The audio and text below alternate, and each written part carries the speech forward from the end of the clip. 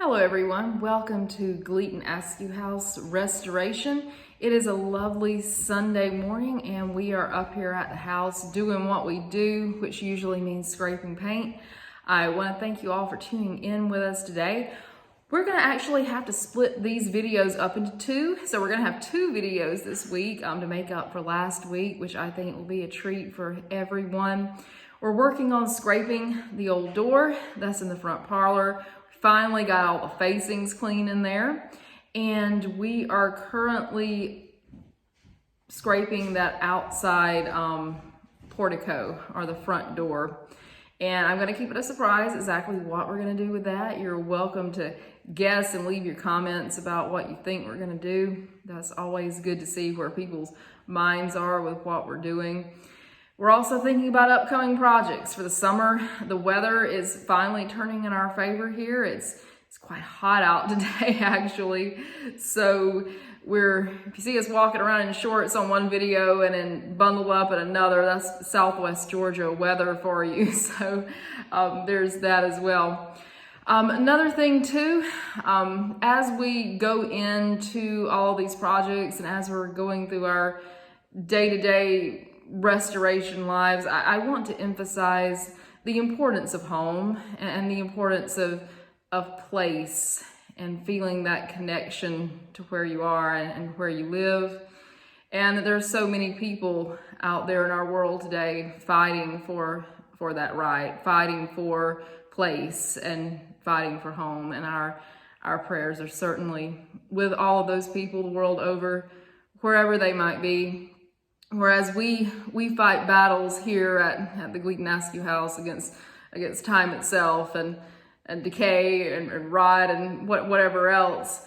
But there are people who are physically fighting for their right to home. So we're definitely in our thoughts. And moving on, we do hope that you will like, share, and subscribe to these videos. We're doing our best to deliver to you a quality restoration product, I guess, every week. And keep in mind, these are done sort of vlog style, where they're not highly edited. We just want to give you a little mirror into what we experience here every weekend as myself, and my mom work. It's mostly just us. So I think a mother-daughter team taking on this behemoth of a house is kind of some people might say it's kind of a crazy thing, but there's no other way that we would have it, fighting for a house that we love and fighting to keep it around for future generations. Okay, I hope you all enjoy these videos this week, and do remember to like, share, and subscribe. Tell your friends that we're out here, and we'll see you again next week. Bye for now.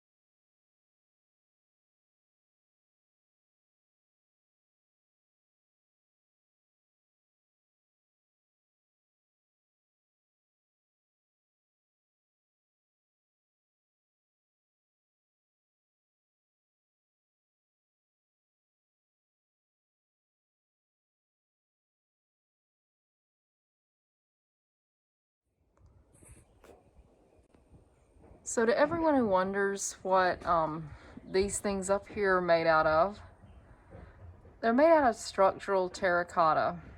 Now, these are the same as the smaller ones that used to be all the way around the bottom of the house, and then the same as the really large ones that you see up there today. Is essentially a huge terracotta pot, essentially, is how it looks like it's made. And this has been covered over in paint, but underneath the paint there's another layer of something else, which I think is a lime wash. So what's happened over time on this, because the paint that was slathered all over it would not allow it to breathe, it's all crackled up. The lime wash or lime plaster looking veneer on this is all crackled. So we have to take it off, and then I'm going to re-lime wash it.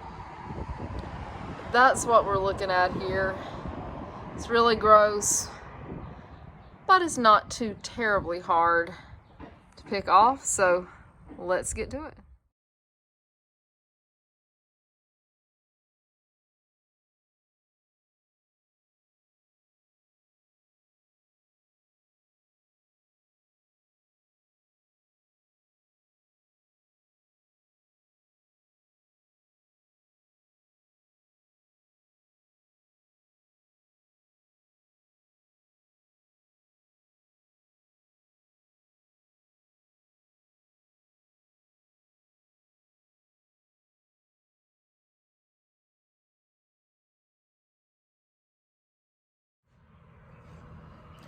Okay, so what I think I've established over the last couple of minutes of picking around on this is, number one, it's covered in the same paint, you know, that's on the rest of the house, but I think it's coated in plaster, probably lime plaster. The reason I know this is because I see the horse hairs in it. So this is definitely plaster over terracotta. Now, this is probably, judging by how thoroughly the plaster is on here, it was probably dipped, you know, at the factory and then put on the house. So the question remains, and the thing that we have to solve is, how are we going to get protection back on these, and these that I'm working on now, and then the larger question of how are we going to get up to the huge ones on the top of the house and clean them. I mean, a lift is probably like the only way that I can ever think that I'm going to do that. But just as you don't paint over plaster with something that can't breathe on the inside of the house, you don't paint over plaster on the outside of the house in the same way. Because this is why this is so crackly, is because the moisture is going to come out one way or the other, and the moisture passing through from the stone here, trying to get through the paint, is why this is so crazed and desiccated and just falling apart. So the first step in any of it is going to be just getting them clean, getting it back down to the bare terracotta, and then we're going to have to do some research on repairing these and recoating them with plaster. All right, so let's stay tuned for that, and in the meantime, I'm going to be scraping a lot.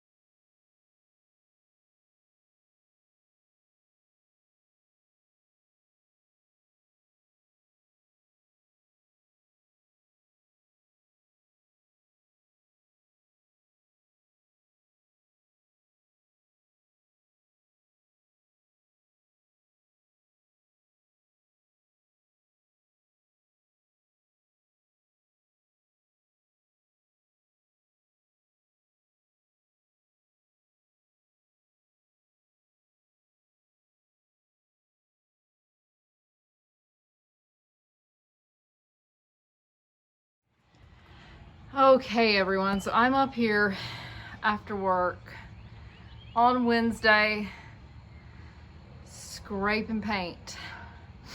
Nothing like a little lead in the afternoon, right? But let me tell you, if you want a full upper, lower body workout, get yourself a respirator and come up here and help me scrape paint. This is the initial alligator coat off. Over here as well. First nasty coat of paint off. First one's the easiest though. The devil in getting all this chippy paint off this is gonna be in the details. But yeah, it's coming along. Also did a little scraping over here on the window. Really debating how much I'm gonna paint and prep anything over here, considering we're probably going to have to take these facings off from the outside to get to the weight pockets. I'm not so sure about that yet. More to come on that, but it's getting cleaned up. And if you hear the sound of a nail gun, that's the people across the street. Old house over there is getting a new roof finally after years and years and years of neglect.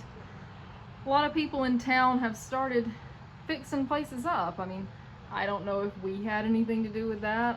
One of my neighbors painted her house. These two people over here, back side of the house in front of us and right over here where you see, are putting on new roofs. Hopefully we've started a little renaissance here, and it really does take a village, because one person cannot save every old house in town, but we're certainly giving it our all on this one.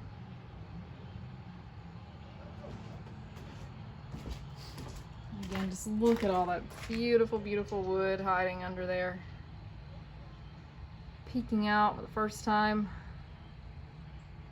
maybe since 1909. Highly, highly possible.